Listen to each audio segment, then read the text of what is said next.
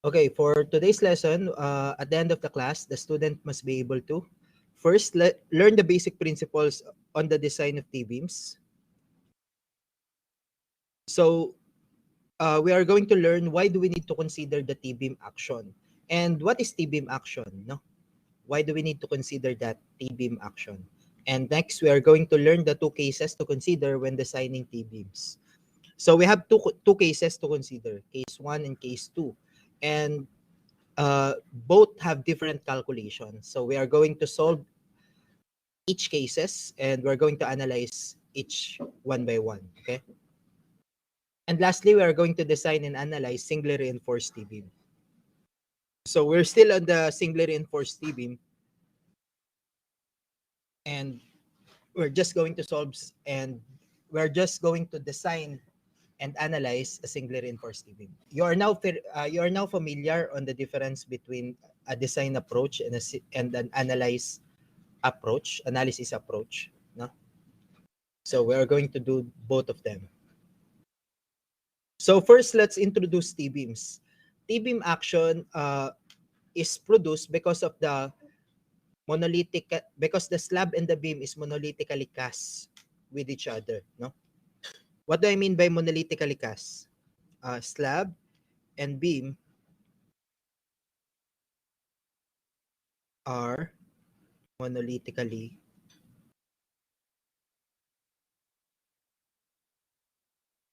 casted.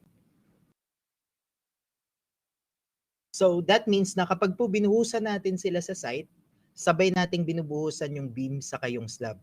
So what happens in the actual site is that when we lay out the formwork, kapag nilatag po natin yung forma, so let's say ito po yung forma natin. So we have series of beams. Kapag binuhos natin pag binuhos po natin yung concrete on top, both the slab and the beam will be casted at the same time. They will be casted simultaneously. Sabay po, ano? Sabay po natin silang binubuhos. So that means na if we are going to consider the design of a beam, then we should consider na meron po palang slab sa taas. We should consider na meron palang slab doon.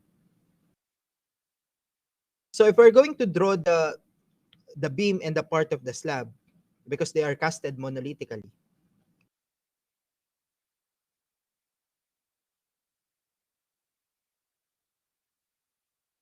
so let's say that is the part of the slab and that is our beam. So the part of the slab and the beam will form a T, letter T. Naka-letter T po sila, no? So we have the reinforcement at the bottom, that is for positive moment. And if we apply a positive moment into our section, so kung meron po tayong positive moment, nasa na nga po yung compression when we apply a positive moment? Is it at the top or at the bottom? When we apply a positive moment, is it at the top or at the bottom?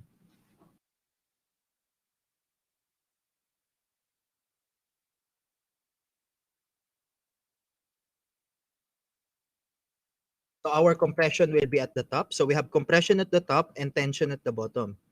That is why we have reinforcement at the bottom, because the bottom is resisting tension. Nagre-resist po ng tension yung ilalim natin. Okay, so if we have compression at the top, that means kung meron po tayong slab doon, the part of the slab is also undergoing compression. So kung meron po tayong slab dyan, meron din po tayong compression at the top. And this part right here will undergo compression.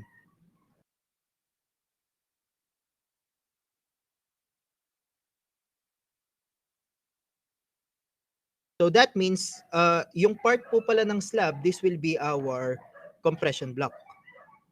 This will be our compression block A. Okay? That is our compression block A. But you have to remember that this, what we call the T-beam action, only happens if your compression is at the top of the beam. Kapag po yung compression natin nasa taas ng beam, the slab will help in the compression. Tumutulong po si slab sa compression. However, let's say we have a negative moment. Kapag po meron tayong negative moment, let's draw another T-beam. a part of the slab and a beam. So for negative moment, the compression is where? Nasaan po yung compression? Is it at the top or at the bottom? The compression is at the bottom, okay? The compression is at the bottom. So that means this will be our compression block. Ito po yung compression block natin. If that is our compression block, this will be our depth A. Ito po yung depth A natin. And according to what we learned in ultimate strength design, any area of the concrete below the neutral axis will be what is the state of the concrete below the neutral axis? What is the state of concrete below the neutral axis? Yung concrete po na naka-tension, what happened to those concrete? Anyone? Based on our discussion last time, what happened to the concrete below the neutral axis? Ineffective, or in other words, what happens kapag po ineffective sila? They are in crack condition. Tama po? But ineffective is also correct. No? Ineffective is also correct, but yeah, they are also crack condition. Tama? So anything below the neutral axis will be crack or will be ineffective. So if we have a negative moment, so for negative moment, lagay po natin dito, for negative moment,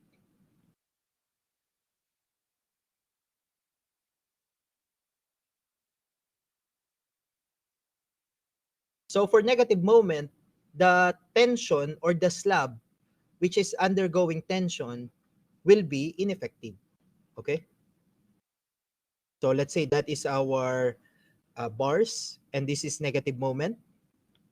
So this concrete undergoing tension will be ineffective, no?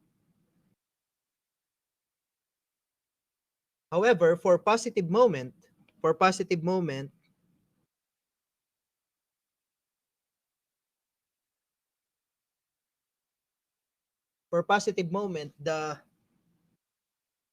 ineffective concrete or the crack concrete will be at the bottom. Ito po yung crack natin, no?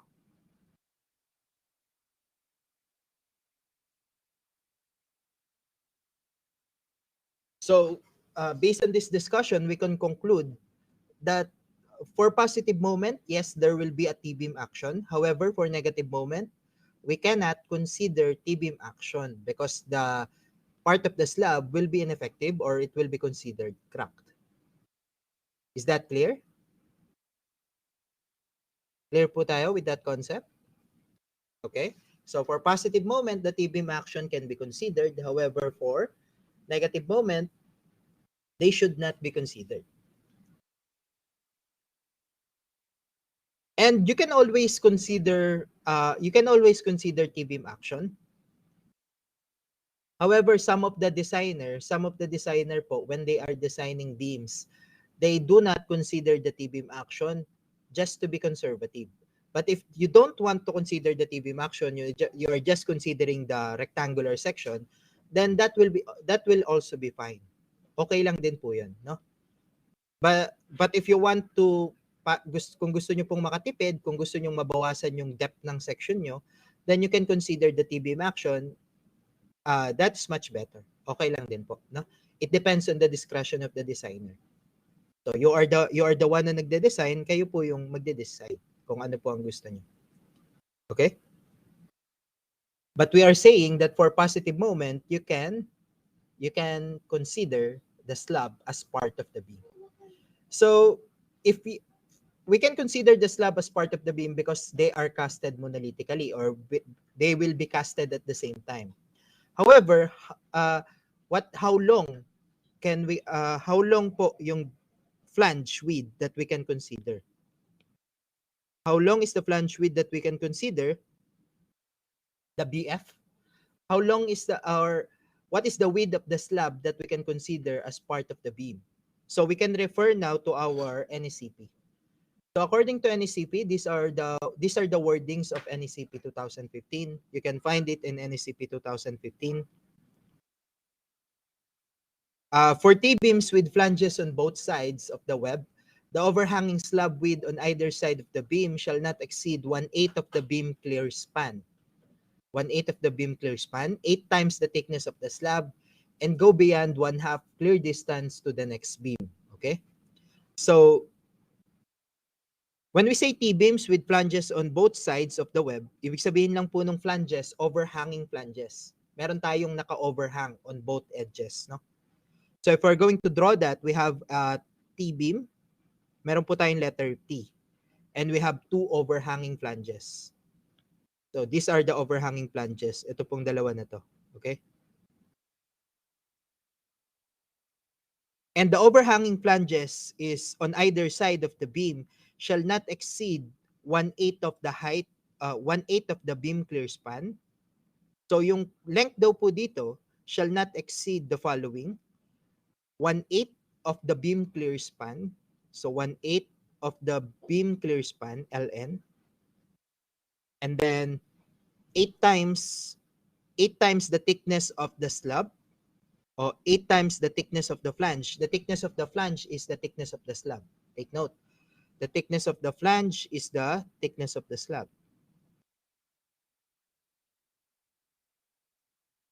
And lastly, or go beyond 1/2 the clear distance to the next beam. So let's say the clear distance is S1 over 2. 1/2 the clear distance to the next beam. Okay? Next one, for beams having one side, for beams having a slab on one side only, the effective overhanging slab shall not exceed 1/12 of the clear span, 6 times the thickness of the slab, or go beyond 1/2 the clear distance to the next beam. So kapag sinabi po nating slab on one side only, then we have this letter L. Because the slab is only on one side. So kapag po letter L, you only have slab on one side, and the overhanging slab shall not exceed the following: 1/12 of the clear span, 6 times the thickness of the slab, or go beyond 1/2 of the clear distance to the next beam. For isolated beams in which the flange is used only for the purpose of providing additional compressive area, the flange thickness shall not be less than 1/2 of the width of the web, and the total flange width shall not be more than 4 times the web width. So the total flange width, BF, should be less than or equal 4 times the web width, for BW. That is for isolated beams in which the flange is only used for the purpose of providing additional compressive area. So let's summarize all of this. Summarize po natin in terms of drawing so that it will be easier. So this is the summary of the effective flange width. First one, for interior beam. For interior beam, which means T-beam with flanges on both sides.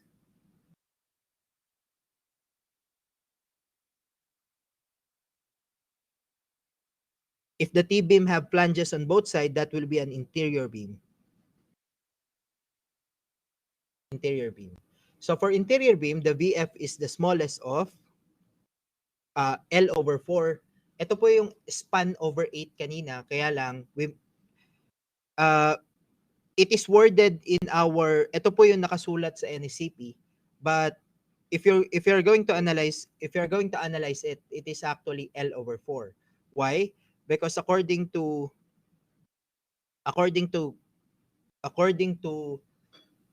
NSCP, it's 1/8 on each side. So kung 1/8 po ito, ln over 4. Kung 1/8 yung one side and 1/8 yung kabila, it will still be 1 over 4. ln over 8, then ln over 8. Then 1/8 plus 1/8, magiging po siyang 1/4, no? 2/8 will be 1/4. And then to make it the span length, then it will be L over 4. Okay? So BF will be the smallest of L over 4, 16 times the thickness of the flange plus base width. And number 3, that will be the 1/2 of the clear span between the adjacent beams. So ano po yung 1/2 of the clear span between the adjacent beams? So let's say this is your S1.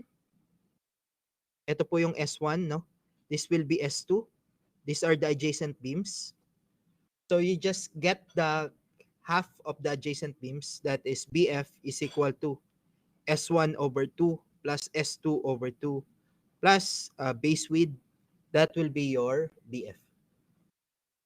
That is for interior beam. So you choose the smallest between L over 4, 16 TF plus base width, and S1 over 2 plus S2 over 2 plus base width. For exterior beam, that is for T-beam with flanges on one side,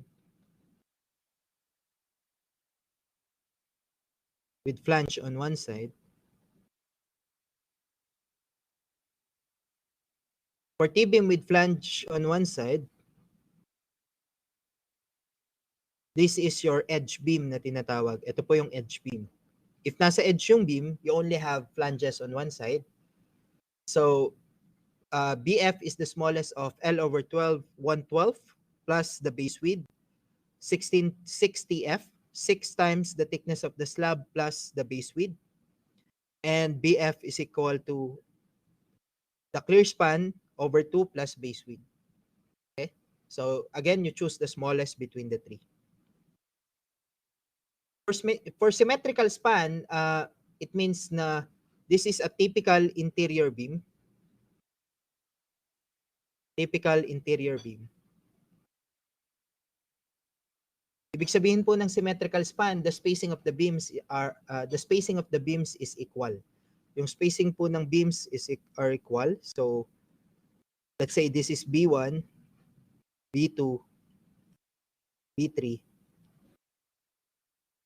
So if the spacing of the beams is, let's say, 2.5, 2.5, so they have equal spacing. So if they have equal spacing, the S1 over 2 plus S2 over 2 will be center to center spacing of beams. Take note, only applicable if the spacing of the beams is equal.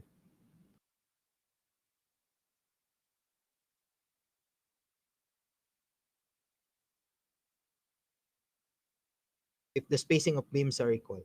Okay? So the last part will be the center to center spacing. So you just need to pick the smallest width. You just need to pick the smallest width. Let's try to answer this problem. Determine the effective flange width for a symmetrical T-beam with a span of 6 meters.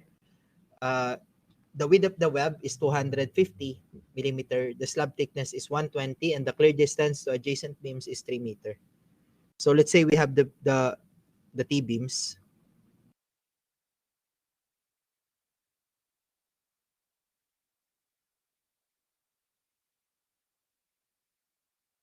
So what's given is the clear distance. We have the given width of the web. So this is 250. We have the slab thickness, which is 120.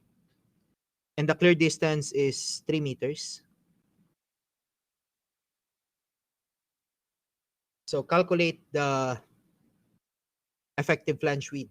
So the effective flange width will be, let's say we're going to calculate this one.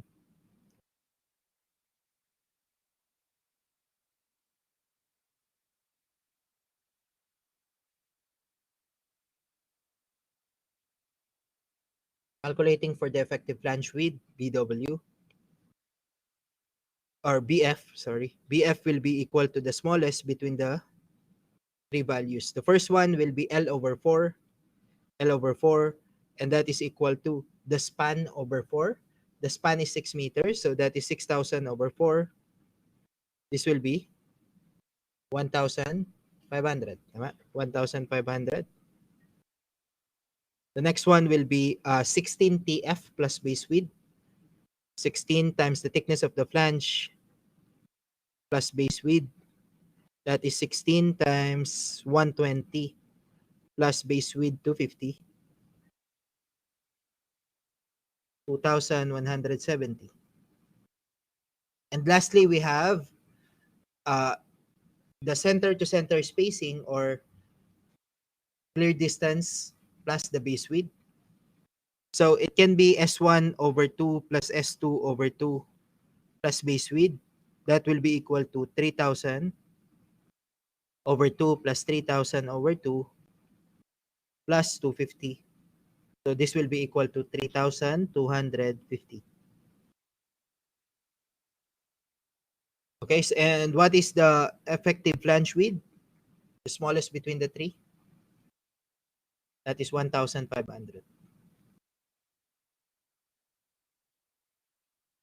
So, a very simple calculation. Okay, very simple calculation po.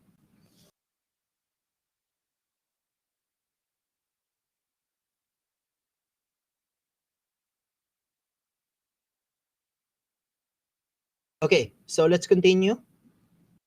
As I've said, we have two cases that we are going to consider when it comes to T-beam analysis. The case one is when the compression block is within the flange. When we say the compression block is within the flange, we already know know A, tama? Alam po natin yung A. Sige nga po, can anyone answer me what is the difference between the A and C? What is the difference between A and C? A and C in terms of the design of beam. How about Mr. Cedric Bravo? Mr. Cedric? Mr. Bravo? Yes, Mr. Cedric. Can you tell me what's the difference between the A and C when it comes to the design of beams? Ano po yung A and ano po yung C?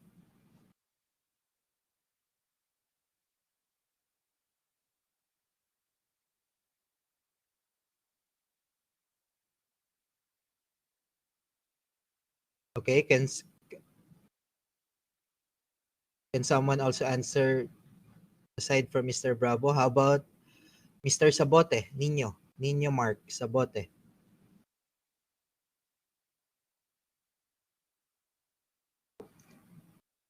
Yes, Nino. Can you differentiate A and C po? What is the difference between A and C? What is A and what is C when it comes to the design of beams? Yung diniscuss po natin last time.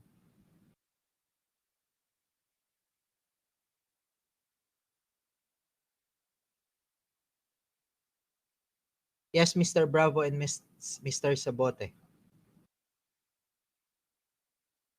Kindly answer po, no?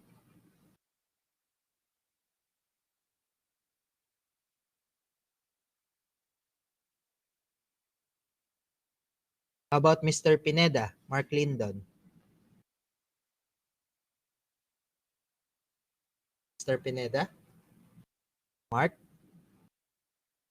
Yes? I need the answer po, no? I need the answer. C po is the depth of the neutral axis. A is the compression block. Okay, that's correct, no? Yeah, dapat po alam natin kung ano yung mga letter na sinasolve natin, no? Hindi lang po sapat na dapat nagsosolve lang kayo. You should know kung ano po yung meaning ng mga sinasolve nyo. Okay? So that is correct. C is the depth of the neutral axis and A is the compression block. Okay? Bakit na nga po lumiit yung stress block? Bakit na nga po naging 0.85 FC prime yung stress block natin? Sir, bakit hindi yung FC prime yung kinoconsider? Bakit 0.85 lang? Trip lang nung code? In average po yung parabolic stress distribution. That is also correct, no? That is correct. That is the mean of the parabolic stress distribution. So that is nakuha po natin, the mean of the stress will be 0.85 FC prime. That is correct. Okay? So you're now familiar with the depth of the compression block and the depth of the neutral axis, no? So if the depth of the compression block is within the flange, that means your depth of A is less than the thickness of the flange. So that is the case 1 in T-beam analysis. Case 1 po tayo. Okay? So case 1, which means that your depth is only the depth of your compression block is only at the flange. Hindi po bumaba sa web. The web will be the T part. Yung web po natin is yung, this is your web and this is your flange.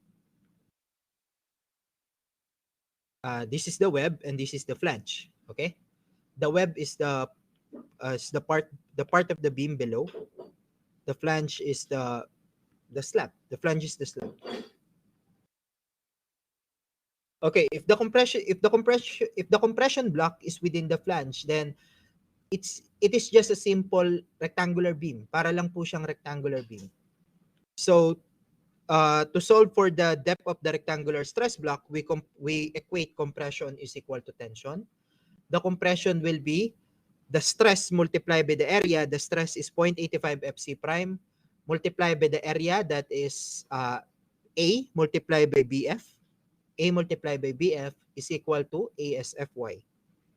AS is the area of the bars multiplied by FY. Then you can now solve for A.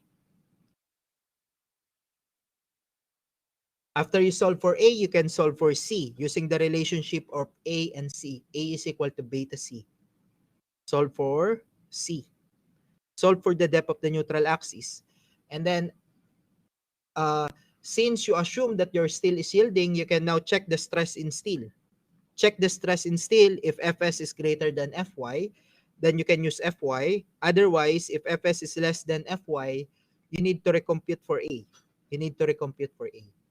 In the calculation of A, if your steel is not yielding, you just need to plug in your stress formula, which is 600 multiplied by D minus C over C. So this will be our stress formula. Ito po yung buo na to. This will be our Fs. And this is our formula from last discussion.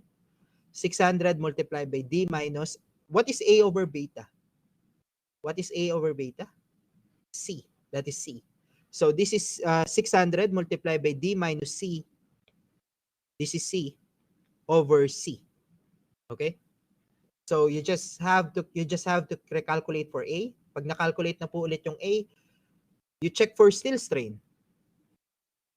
After you check for steel strain using the steel strain 0.003 D minus C over C, you can now calculate for the reduction factor phi.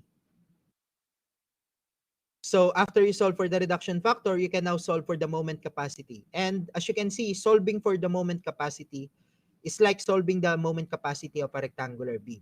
Ano lang po yan, no? So this is your phi factor. This is your compression force. This is your distance, D minus A over 2. PC multiplied by D minus A over 2. So wala pong pinagbago when it comes to case 1. When it comes to case 1, when your stress block is less than the thickness of the flange, wala pong bago. So this is just what we did last time. Ito lang din po yun, no? Ang nagbago lang dito is that the width of the beam is very large. The width of the beam that you're going to consider is the base flange. Ito po, no? When you equate compression to tension, the base width that you are going to consider is the base flange, the width of the flange. 0.85 FC prime A multiplied by BF, okay? And next one will be for case 2. For case 2, we have a different calculation because the web is already included in the compression block. The web is included in the compression block.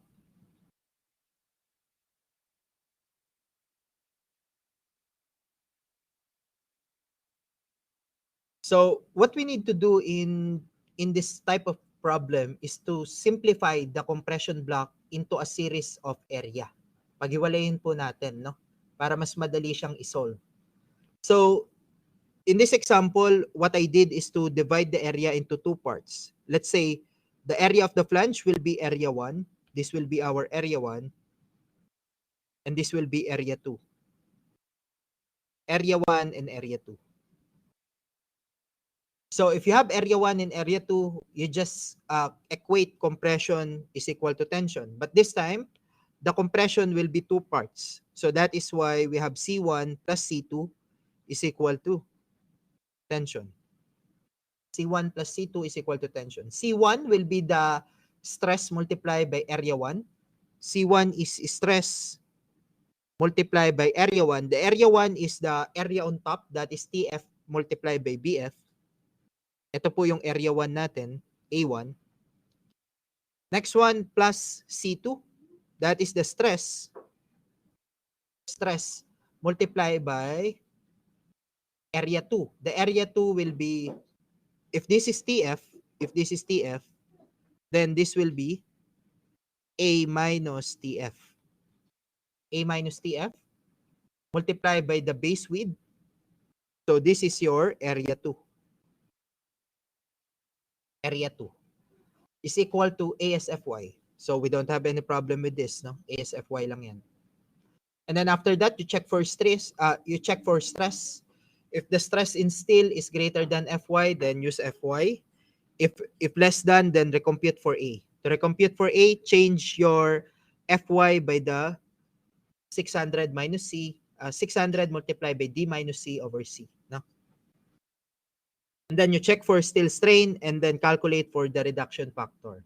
It's the same process. It's the same process as we did last time.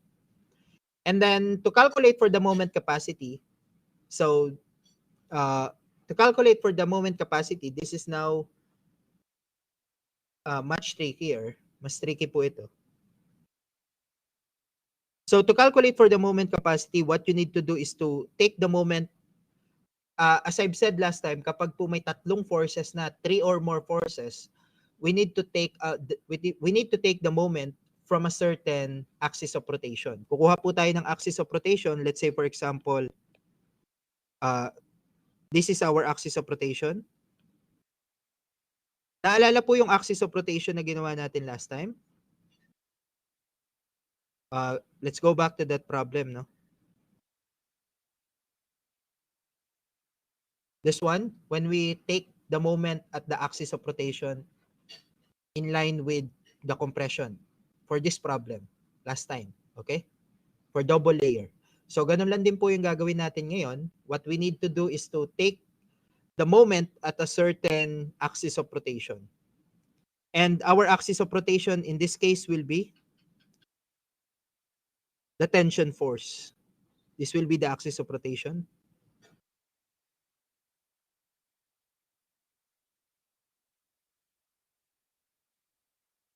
So taking the moment at the axis of rotation, you have C1 and C2.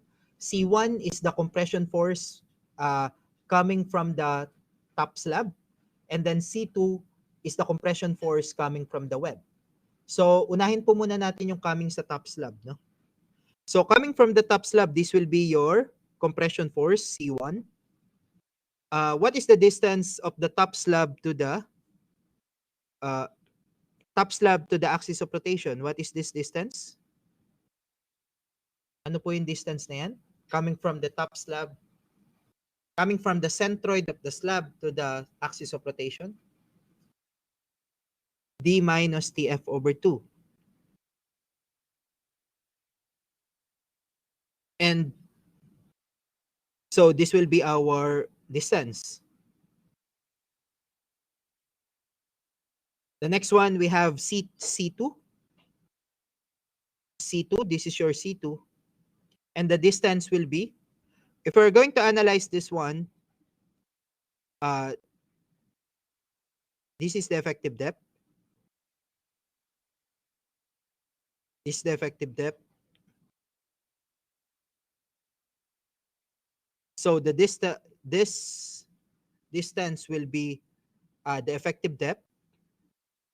The effective depth minus TF minus A minus TF over 2. A minus TF over 2. So simplifying, this will be equal to D minus TF minus A minus TF over 2. So ito po, it will be D minus minus plus, so that is minus TF over 2 minus A over 2. So this is a typo. Dapat po may over 2 yan. this should be D minus TF over 2 minus A over 2. Okay? D minus the thickness of the flange minus A minus TF over 2 to go at the centroid of the area 2. No? So then you will get your nominal moment. Multiply by phi factor, you will get your ultimate moment.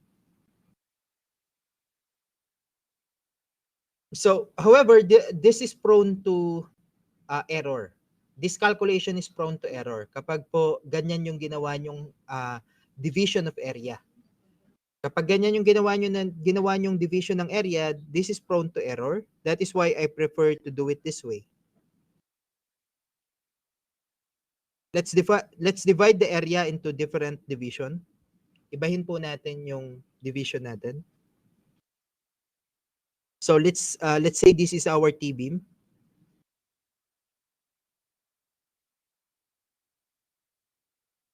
The best way to divide this is we have BF.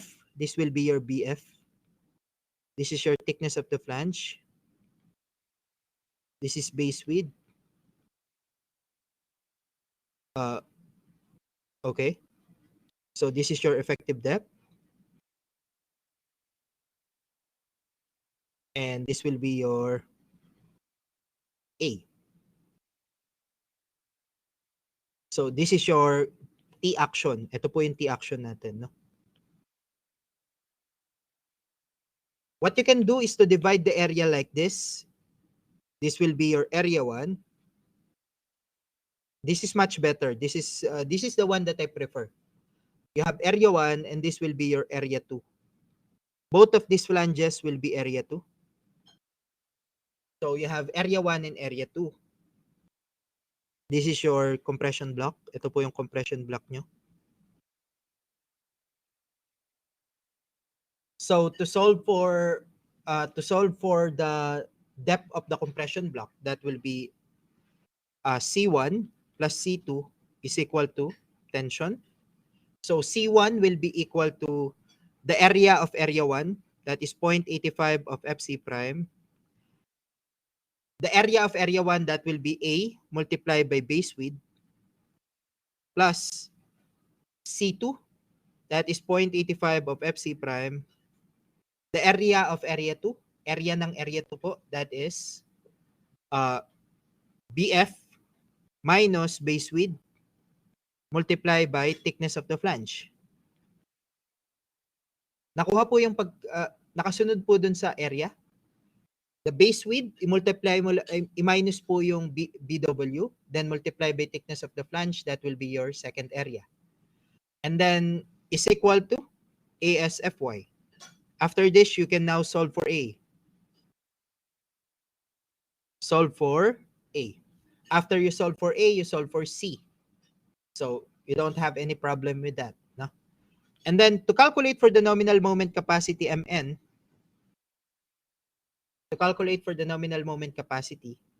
you have two forces. No? You have two forces. This is, let's say this is C1. This is your tension force. You have C1 and this is your C2.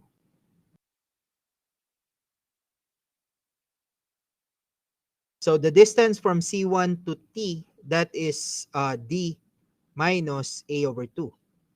The distance of C2 to T, that is, what is the distance of C2 to T? Ano po yung distance? Coming from the centroid of area 2 to the tension force. Coming from the centroid of area 2 to the tension force, what is the distance? What do you think is the distance? Based on our drawing. D minus TF over 2, that is correct. So D minus TF over 2. D minus TF over 2. So this is much easier. Actually, mas madali po ito kapag ganito yung division nyo na ginawa. No? So the nominal moment will be equal to, the first one will be C1 multiplied by the distance, which is D minus A over 2, plus C2 multiplied by the distance, which is D minus TF over 2. So, expound po natin yung equation. Let's expound the equation. C1 will be 0.85 of FC prime. A multiplied by base width multiplied by the distance D minus A over 2 plus compression 2, that is 0.85 of FC prime, BF minus BW, thickness of the flange, D minus thickness of the flange over 2 is equal to AS FY. So you can now is equal, no equal na po. That is already your nominal moment, no? Then calculating for MU, this is equal to phi mn.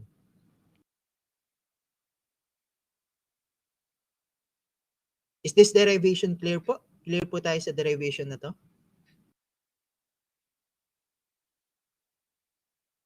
Are we clear with this derivation?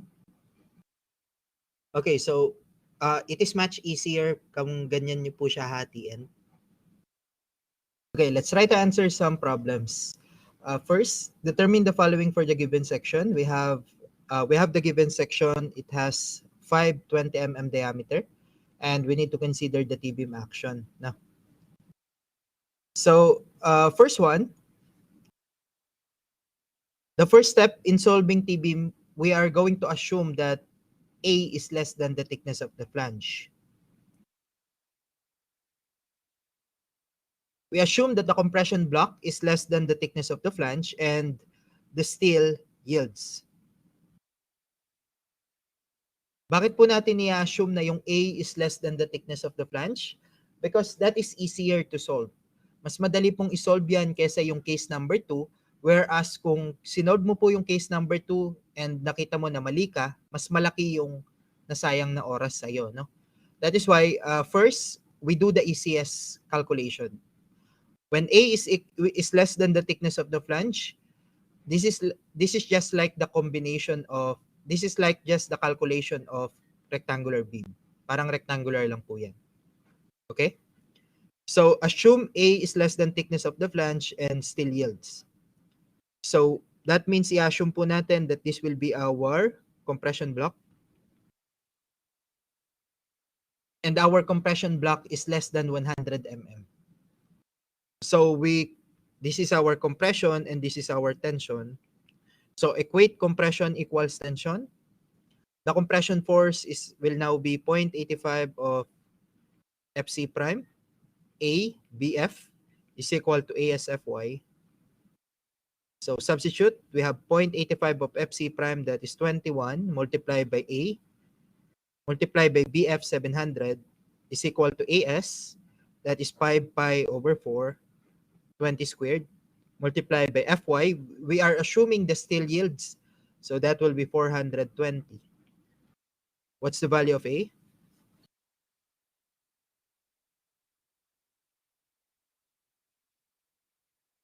$52.80. So since your depth of the compression block is less than TF, this is less than the thickness of the flange, so that means assumption is correct.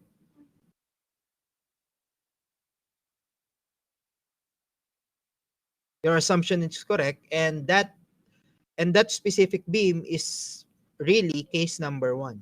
Case 1 lang po. Okay?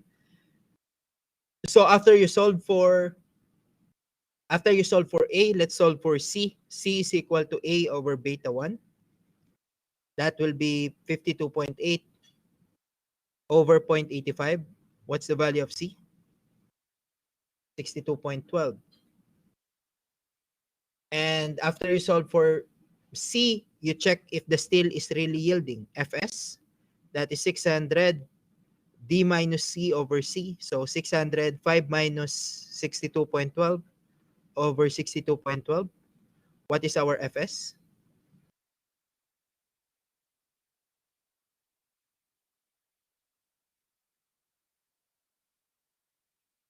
Our Fs is 4,229.36. 4,229.36.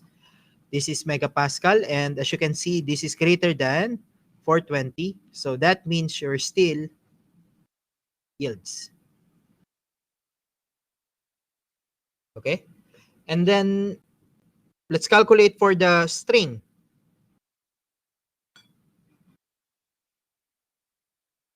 Or let's calculate first po pala sa moment capacity. Let's calculate for the nominal moment capacity.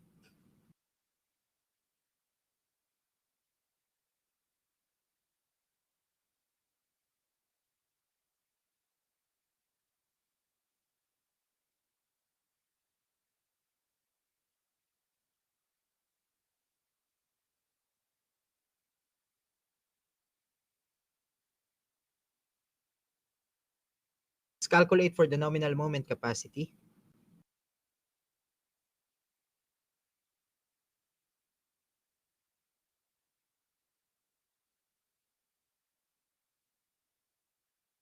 So this is the depth of the compression block A. So we have the steel bars, we have the tension force, we have the compression force. The distance between the two will be D minus A over 2. This is 700.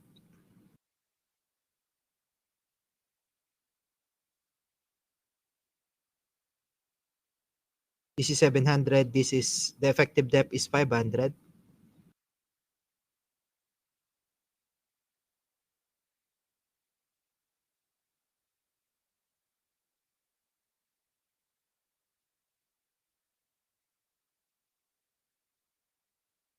This is 300. Okay, so now let's calculate for the nominal moment capacity, Mn. Mn is equal to compression or tension multiplied by D minus A over 2. So solving for the nominal moment capacity, this will be 0.85 of Fc prime BF, ABF, ABF,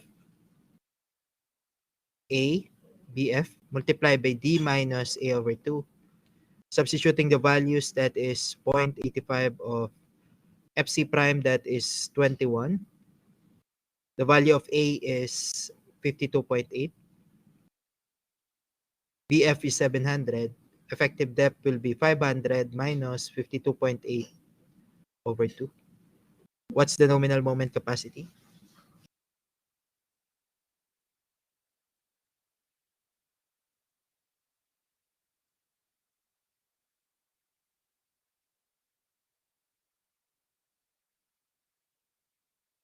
$312.45. Then let's calculate for the reduction factor.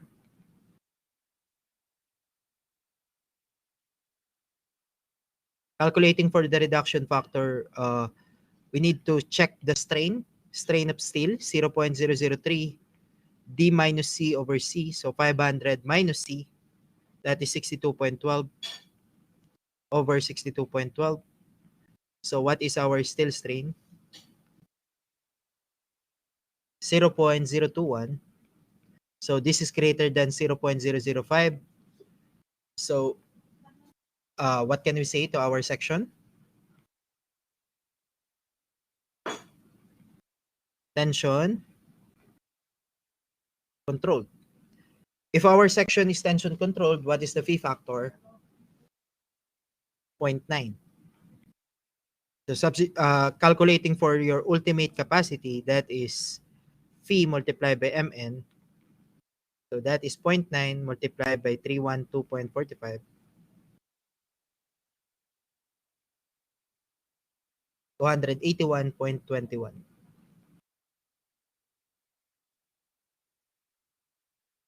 So that will be our final answer. Okay. So next one. What if we have four 32 mm bars? So it's the same case. We are going to assume that first, let's assume that our A is within the flange. So this will be our A. So assume A is less than thickness of the flange and still yields.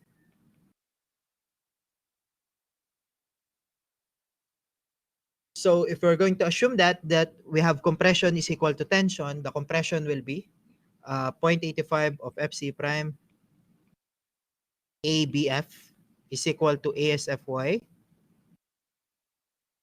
Substituting the values, we have 0.85 of FC prime, 21, multiplied by A, multiplied by BF, that is 700, is equal to AS, we have 432 mm bars, so 4 pi over 4, 32 squared, multiplied by FY, 420. What will be the value of A?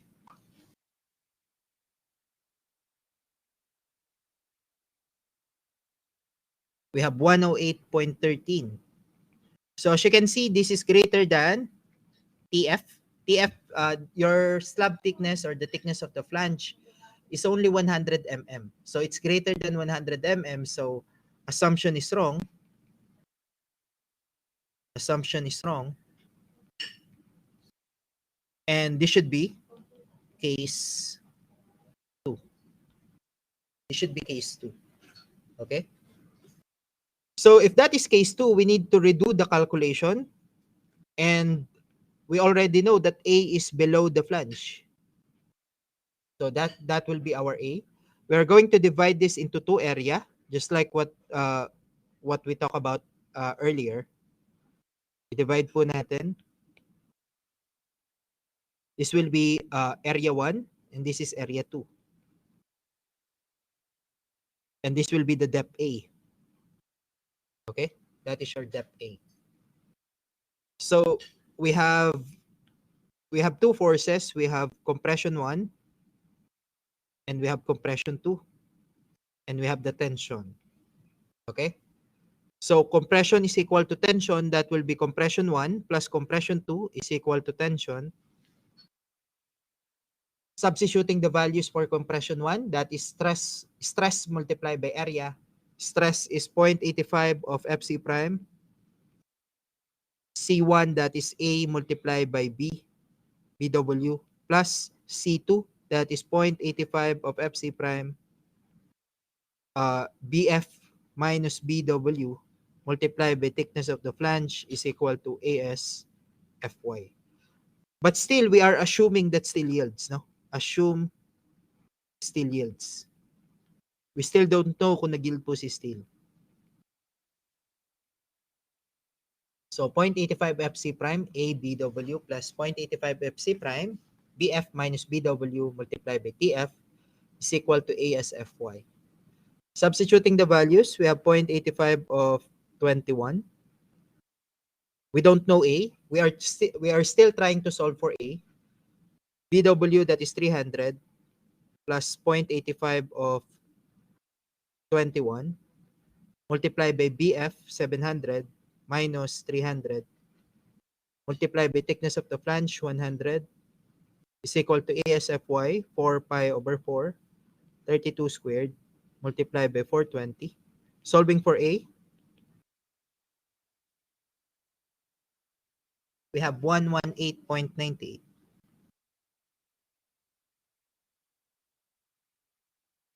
Then calculating for C, C will be A over beta 1.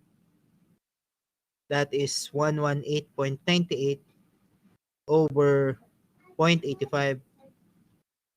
This is equal to 139.98. Okay? So, as you can see, yung A po natin is greater than TF. So, this is surely case number 2. Case number 2 po ito. Okay? This is surely case number 2. So, we need to check if the steel yields. Checking. So, Fs, let's solve for Fs. That is 600 D minus C over C. Fs will be equal to 600 of 500 minus C, 139.98.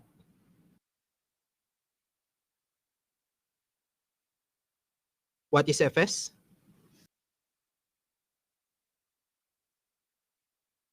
$1,543.22. So this is greater than Fy, so steel yields. Steel yields. Also, we can now calculate for the nominal moment capacity.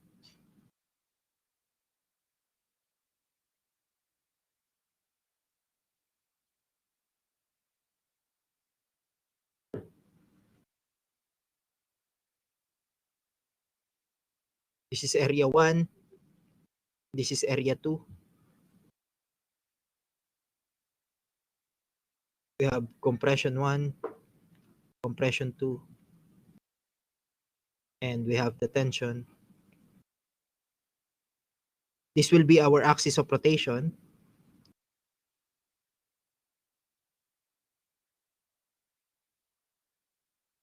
So the distance from the axis of rotation to C1, this is D minus A over 2.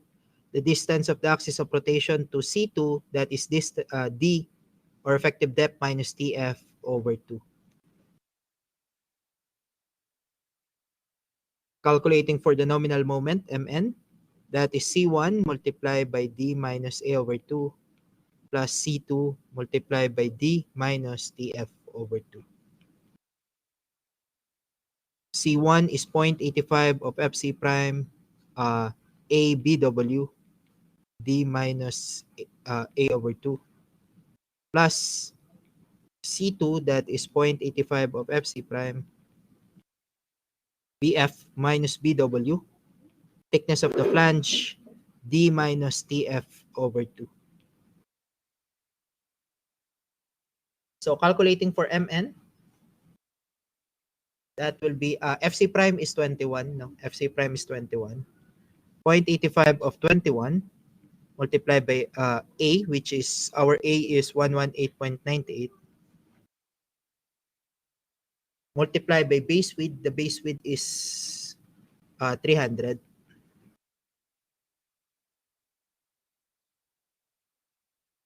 Multiplied by D, effective depth is 500 minus 118.98 over 2 plus area 2, 0.85 of FC prime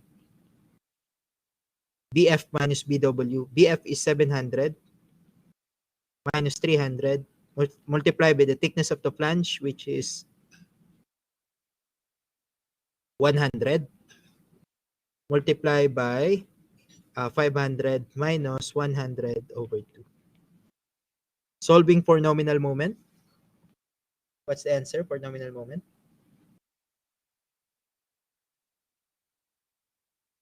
$601.97.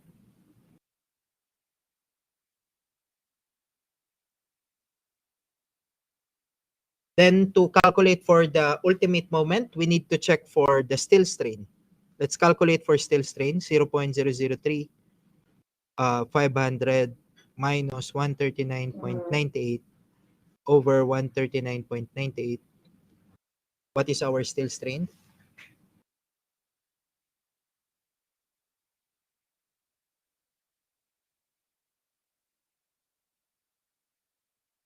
$0.00771.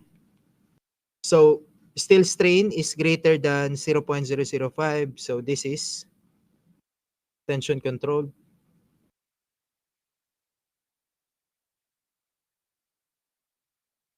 And phi is equal to 0.9. Okay? Phi is equal to 0.9. Calculating for strain S, or calculating for ultimate moment capacity, MU. That is 0.9 multiplied by 601.97. What's our MU?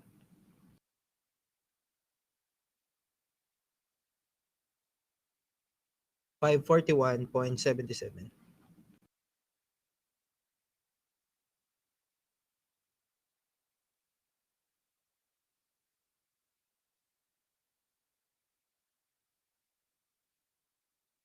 Any question about this one?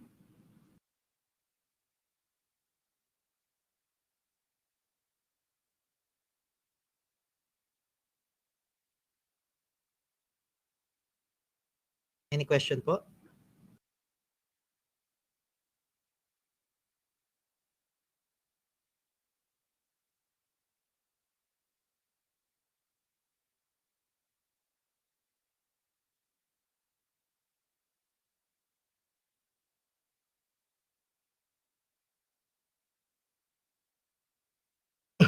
Okay, the last number will be a design problem.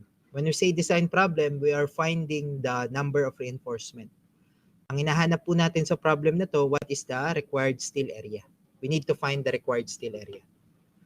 So, first of all, we don't know kung yung A po ba is within the flange or more than the flange. We don't know, we still don't know if this is case 1 or case 2. We need to find out. Kailangan po natin isolve if this will be case 1 or case 2. First of all, we need to calculate the capacity. Calculate the capacity.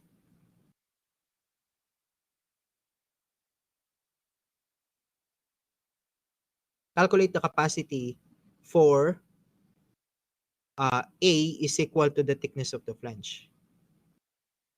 Equal po natin si A sa thickness of the flange. That means that if we're going to calculate the capacity, this will be our section.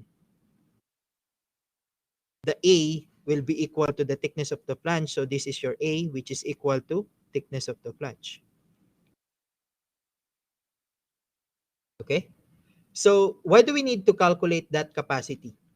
So let's say that capacity will be equal to, so the capacity M cup when A is equal to the thickness of the flange is greater than the ultimate moment, then that means we are in case number 1. Case number 1 po tayo. Okay? Sir, bakit po siya case number 1? That is because kapag mas malaki po yung capacity natin when A is within the flange, ibig sabihin, the flange alone can carry your ultimate moment, yung 221 po kung saan tayo nagde-design. So, ibig sabihin, case 1 siya. On the other hand, if your M cup, when A is equal to thickness of the flange is less than MU, that means you have case number 2. So, ibig sabihin po, the flange cannot carry your maximum moment, so you need the help of the web. Kailangan mo yung tulong ni web. Okay? Case 1, the flange alone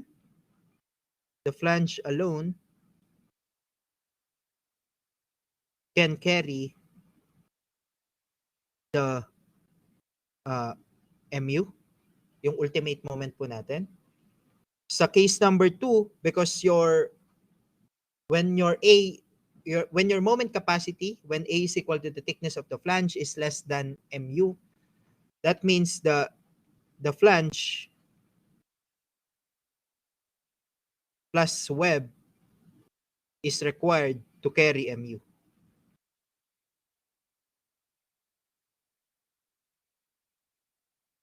To carry the ultimate moment capacity. Okay? So, kailangan po natin yung moment capacity when A is equal to the thickness of the flange. Let's say your moment capacity when A is equal to the thickness of the flange is, let's say, this is 250. So, ibig sabihin po, ang M cup mo when A is equal to thickness of the flange, 250. Ang kailangan mo lang dalhin, 221. So, your MU is 221. Is it case 1 or case 2? Case 1 or case 2? Do you need the help of the web? Or kaya na po ni flange? Case 1. This will be case 1. Ibig sabihin, kaya nang dalin ni flange yung maximum moment mo na 221. The flange alone can carry your ultimate required moment of 221. So that is why we need the capacity of M cup is equal to the thickness of the flange. Okay, let's try to calculate that capacity.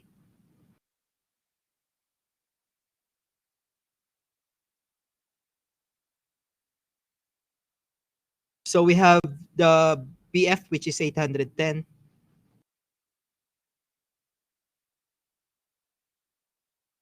The thickness of the flange is 100 mm. Thickness of the web is 200. Effective depth is 300. Okay? And we are assuming that A is equal to the thickness of the flange.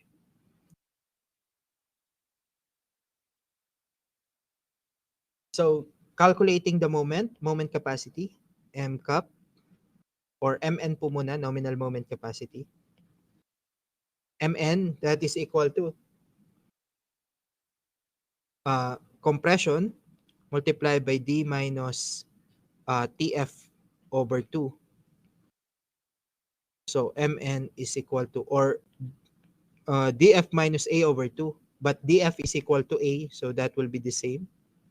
So compression is 0.85 of FC prime TF, BF multiplied by TF.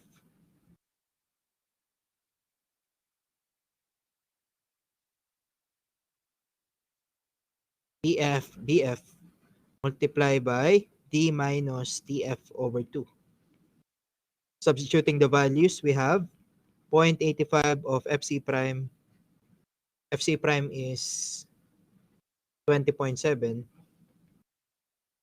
TF is 100. BF is 810. 300 minus 100 over 2. What's your nominal moment capacity?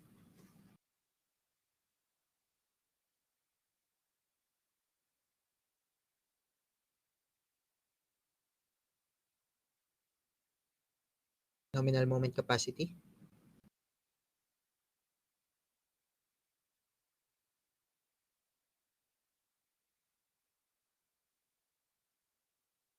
$356.3. And then you have the nominal moment capacity. You calculate for phi. Calculate the factor of phi. Let's solve for C. C is equal to A over beta 1. A is equal to 100 over beta 1, 0.85. What's the value of C?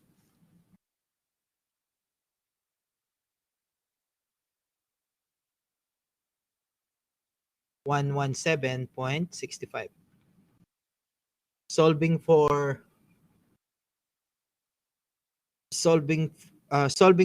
strain steel ES, that is 0.003. D minus C, that is 300 minus C, 117.65 over 117.65. What is our steel strain? 0.00465. What's this? Ano po ito? Tension control, transition, or compression? Transition, no? Transition. So we need to solve for phi. Phi is 0.65 plus 0.25 of ES minus EY over 0.005 minus EY. Solving for EY, this is 414 over 200,000. What's EY? Yield strain?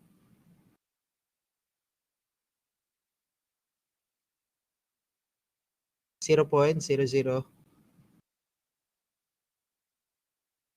0.00207. Substituting for phi or solving for phi 0.65 plus 0.25 of ES, that is 0.00465 minus 0.00207 over 0.005 minus 0.00207. What is our phi factor? 0.87. So calculating for MU, that will be 0.87 of 356.30. What's the value?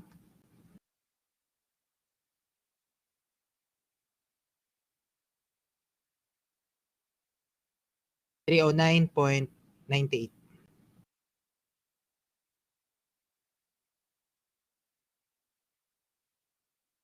So what can we say? Let's do it here. Your moment capacity when A is equal to the thickness of the flange, which is equal to 309.98, is greater than your ultimate moment your required ultimate moment is only 221. Is only 221.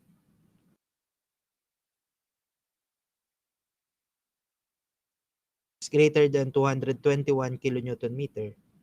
So is this case 1 or case 2? This is case 1. That means your A is less than thickness of the flange. So since we already know that this is case 1, we can now calculate for the value of A. Calculating for the value of A, the real value of A.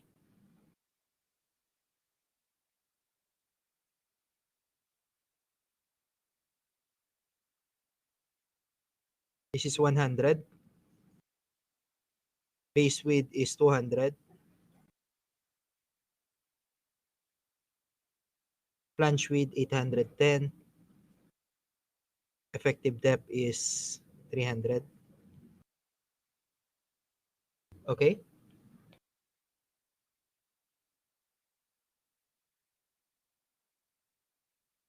So we have the compression and we have the tension. So our required ultimate moment is 221 kilonewton meter. 221 kilonewton meter. No? We need to counteract 221 kilonewton meter. So VMN will be equal to assumed tension controlled.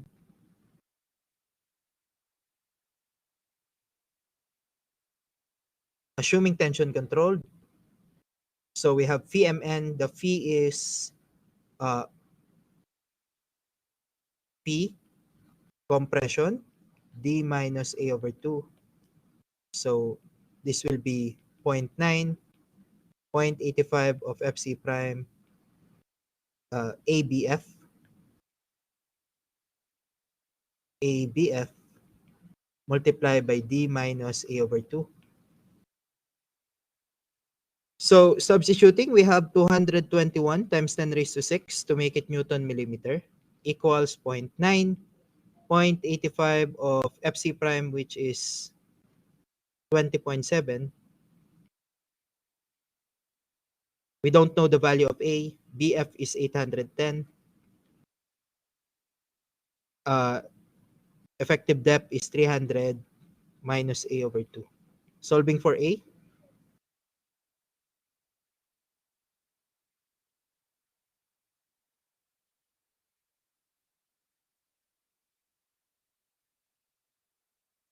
$64.33.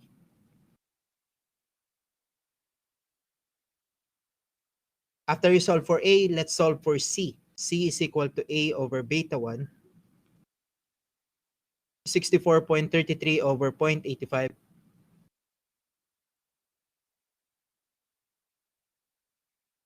This is 75.68. After that, we check if this is really tension controlled. Is it really tension controlled? Let's check for strain. 0.003 D minus C D, which is 300 minus C, 75.68 over 75.68. What's the strain? 0.0089. So this is greater than 0.005. So this is tension controlled.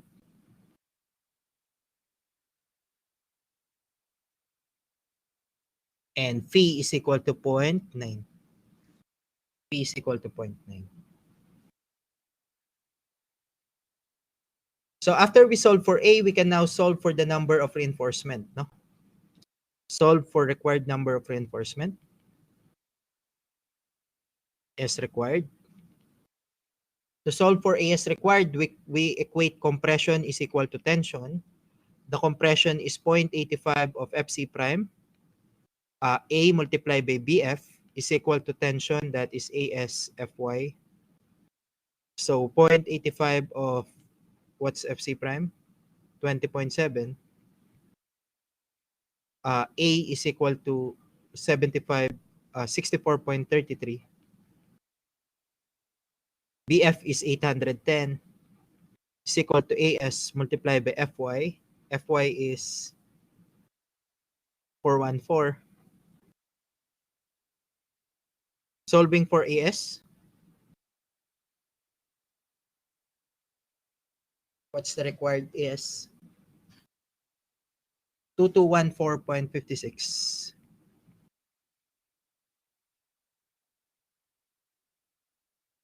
So is this the final answer?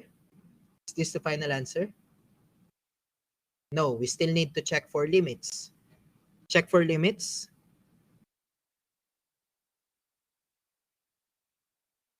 You check for limits. First one, AS mean. AS minimum will be the largest between the two. 0.25 of FC square root of FC prime over Fy, which is equal to 0.25 of square root of 20.7 over 414. What's the value?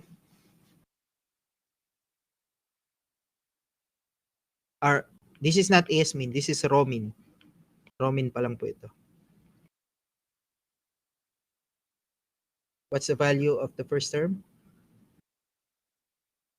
0.0027. Second term, that will be 1.4 over Fy. 1.4 over 414. This is 0.0034. And the governing one will be the highest one. This is your governing value. So your AS mean will be equal to raw mean BWD. BW, the width that we are going to consider in this case is your web width. Web width. So your AS mean will be equal to 0.0034 multiplied by web width, that is in this case 200, multiplied by effective depth 300. What is our AS mean? 204. Then after that, you check for raw max. Raw max will be equal to 0.85 of FC prime beta 1 over Fy multiplied by 3 over 7.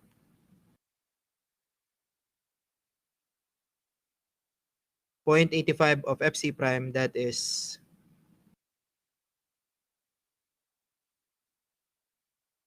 20.7 over beta 1, 0.85, multiplied by beta 1 over Fy 414 multiplied by 3 over 7. What is our raw max? 0.015. And to calculate for AS max, what you need to use is the base of the flange. Raw max, BFD. So base flange po ito.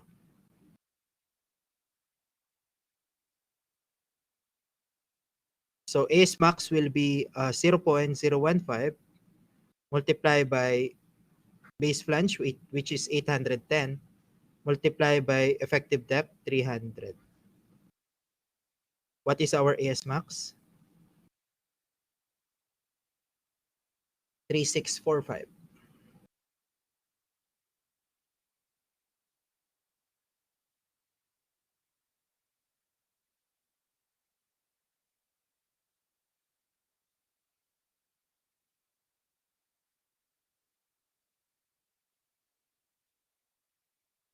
So since our AS is between our AS is equal to AS required is equal to 2214.56. AS mean is equal to 204.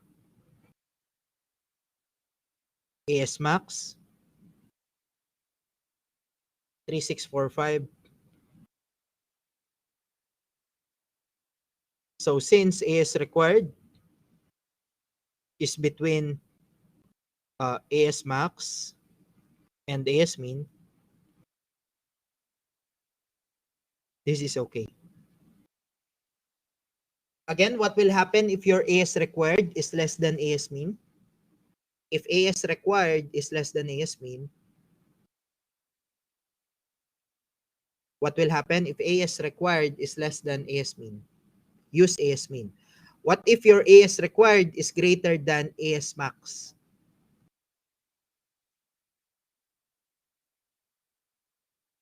Oops, that's wrong. Hindi po tayo use AS max. Hindi rin po use AS required. I mentioned this last time. Na-mention ko po to last time. What is your AS required? What if your AS required is greater than AS max? If AS required is greater than AS max, what will happen? Use AS max po ba? Hindi. Tama? We're not going to use AS max. Hindi rin po, not possible.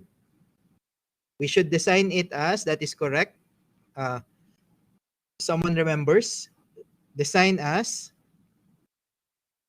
DRB. Design as doble reinforced beam. Ibig sabihin po kasi kapag yung AS required natin greater than AS max, we need to add more reinforcement on top. Maglalagay lang po tayo ng bakal sa taas. So, the correct answer is design as DRB. Design as doble reinforced beam. Hindi po hindi use AS max. But that is, kapag po AS mean, that is correct. If your AS required is less than AS mean, use AS mean. That is correct. Use AS mean. But if AS required is greater than AS max, design as doble reinforced beam. Maglagay ka ng bakal sa taas. Is that understood? Nakuha po yan? Okay. So, since this is okay, this will be our AS required. So, how many, let's say, how many 28, how many 28 mm bars? So, let's calculate. N multiplied by area of the bar is equal to AS. So, N will be equal to AS, which is 2214.56 over area of the bar, pi over 4, 28 squared. How many bars do we need to provide? 3.6, say 4 bars. Say 4 bars. Okay?